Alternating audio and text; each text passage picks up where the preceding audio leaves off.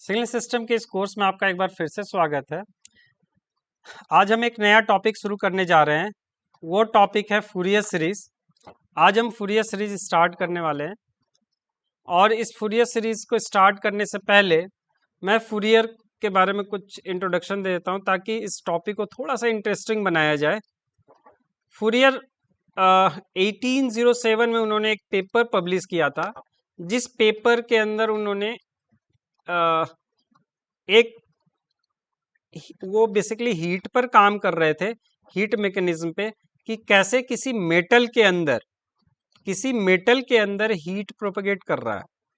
और वो उनका पेपर का कंक्लूड ये था कि वो इस हीट मैकेनिज्म को साइनोसॉइडल सिग्नल्स के टर्म में लिख सके। उन्हें साइनोसॉइडल सिग्नल्स काफ़ी पसंद भी थे क्योंकि उनका फेवरेट वो काम कर रहे थे आफ्टर यूलर वगैरह, कई सारे साइंटिस्ट थे उनके टाइम की ही बात है। तो वो ट्रिग्नोमेट्रिक सीरीज के काफ़ी फॉन्ड ऑफ थे और ट्रिग्नोमेट्रिक सीरीज पे ही काम कर रहे थे।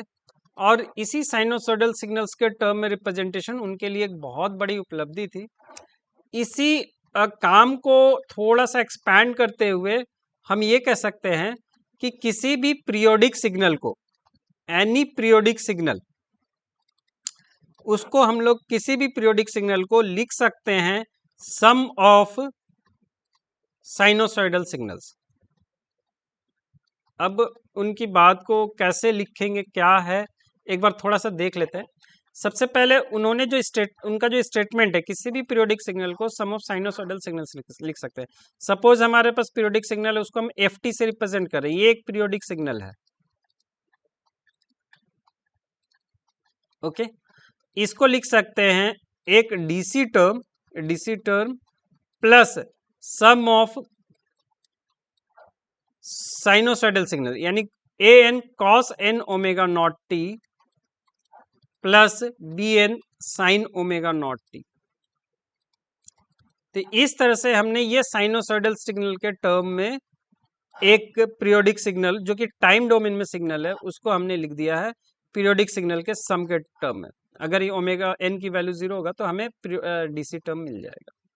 तो इस तरह से हमारा जो रिप्रेजेंटेशन है वो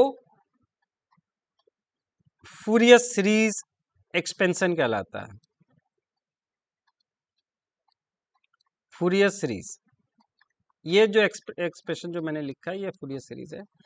इसके रिप्रेजेंटेशन में दो और तरीके हैं इसको रिप्रेजेंट करने के। एक तरीका ये है कि इसको लिख सकते हैं A naught plus sum of N equal to 1 to infinity R N cos N omega naught T plus something phi N. तीसरा रिप्रेजेंटेशन जो है वो क्या है, वो है sum of N equal to minus infinity to plus infinity C N E to the power J N omega naught T.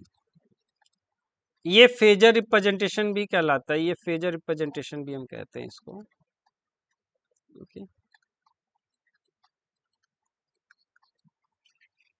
ये Fourier series का जो एक्सप्रेशन है ये अपने आप में एक बहुत बड़ी खोज कह सकते हैं, क्योंकि इसके अंदर हमने टाइम डोमेन सिग्नल को, एक टाइम डोमेन सिग्नल था उसको हमने फ्रीक्वेंसी डोमेन के टर्म में रिप्रेजेंटेशन कर लिया। अब हम इसको कह सकते हैं कि एक टाइम डोमेन सिग्नल को हम फ्रीक्वेंसी डोमेन में रिप्रेजेंट कर सकते हैं। एक तो सबसे बड़ी उपलब्धि ये रही। दूसरी उपलब्धि क्या होगी, तो दूसरी उपलब्धि को समझना हो तो हम ये कह सकते हैं कि जब हम लोग किसी भी सिस्टम के अंदर, अगर कोई एलटीआई सिस्टम है, अगर उसके अंदर हम लोग साइनोसॉइडल सिग्नल इनपुट देते हैं, साइनोसॉइडल इनपुट देते हैं, तो हमें साइनोसॉइडल सिग्नल ही मिलेगा। सपोज कोई एलटीआई सिस्टम है, उसका टर्म उसको एच टी से हम रिप्रेजेंट, इम्पल्स रिस्पॉन्स को हम एच टी से रिप्रेजेंट कर रहे हैं, तो जो हमारा आउटपुट होगा वो क्या होगा, h sine omega naught T convolve with H T. इसको अगर हम लोग सॉल्व करेंगे तो सॉल्व करके हमें साइन ओमेगा नॉट टी तो मिलेगा ही मिलेगा, साथ में कोई कांस्टेंट टर्म मिल जाएगा। अब ये कांस्टेंट टर्म, इसके बारे में बात में आगे चल के हम लोग और डिटेल में बात करेंगे, बट इतना कंफर्म है कि एक साइनोसॉइडल सिग्नल ही मिलेगा। अगर इसके अंदर हम लोग कोस ओमेगा नॉट टी देंगे तो कॉस ओमेगा नॉट ही मिलेगा, यानी जिस फ्रीक्वेंसी से इनपुट दिया है वो फ्रीक्वेंसी तो आउटपुट में मिलेगी मिलेगी। ओके, तो इस तरह से ये चीज है कि अगर हम लोग किसी भी सिग्नल को, पीरियोडिक सिग्नल को अगर हम साइन कोसाइन के सम के रूप में रिप्रेजेंट कर सकते हैं, तो आउटपुट में मल्टीप्लीकेशन ही मिलेगा। एक आउटपुट जो है वो एच ओमेगा नॉट टी के साथ मल्टीप्लाई हो जाएगा। कॉन्वोल्यूशन जैसे प्रोसेस से हम बचेंगे, इसको आगे जाके और हम डिटेल में देखेंगे, बट ये हम कह सकते हैं इसका दूसरा एडवांटेज है। ओके, अब हम वापिस आते हैं फूरियर सीरीज के एक्सप्रेशन पे। जो फूरियर सीरीज का एक्सप्रेशन है वो क्या है, F T is equal to A naught plus sum of N equal to 1 to infinity A N cos N omega naught T plus B N sine N omega naught T. Okay, यहाँ A naught, A N और B N को हम derive भी कर सकते हैं कि ए not क्या होगा, ए एन क्या होगा और बी एन क्या होगा। ओके, ये फूरियर कॉफिशिएंट्स कहलाते हैं। ये क्या कहलाते हैं, फूरियर कॉफिशिएंट्स। ओके, ये फूरियर कॉफिशिएंट्स कहलाते हैं। मतलब ए नॉट, ए एन और बी एन अगर कैलकुलेट करना चाहे तो बहुत सिंपल तरीके से कैलकुलेट हो जाएगा।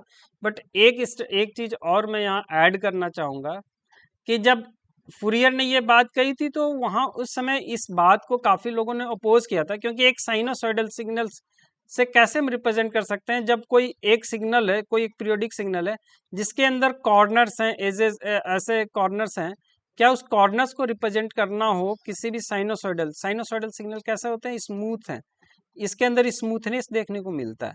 इस स्मूथनेस के सम से कैसे रिप्रेजेंट कर सकते हैं, इस वजह से उस समय उनके इस स्टेटमेंट का काफ़ी विरोध हुआ था। लेकिन आगे चल के डिरिचलेट ने कुछ कंडीशंस दिए थे, उन कंडीशंस के बेस पे फिर इस फूरियर सीरीज को पूरी तरह से एक्सेप्ट कर लिया गया।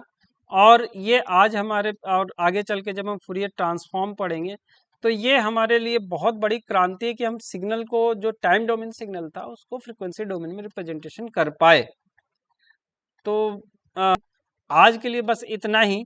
नेक्स्ट क्लास में हम इसको डिराइव करने के बाद हम थोड़ा फूरियर सीरीज के प्रॉपर्टीज को भी देख लेंगे। आज अगर मेरा पढ़ाने का तरीका आपको पसंद आ रहा हो तो प्लीज़ चैनल को लाइक कीजिए, सब्सक्राइब कीजिए और ज़्यादा से ज़्यादा स्टूडेंट्स के बीच में शेयर कीजिए। Thank you very much.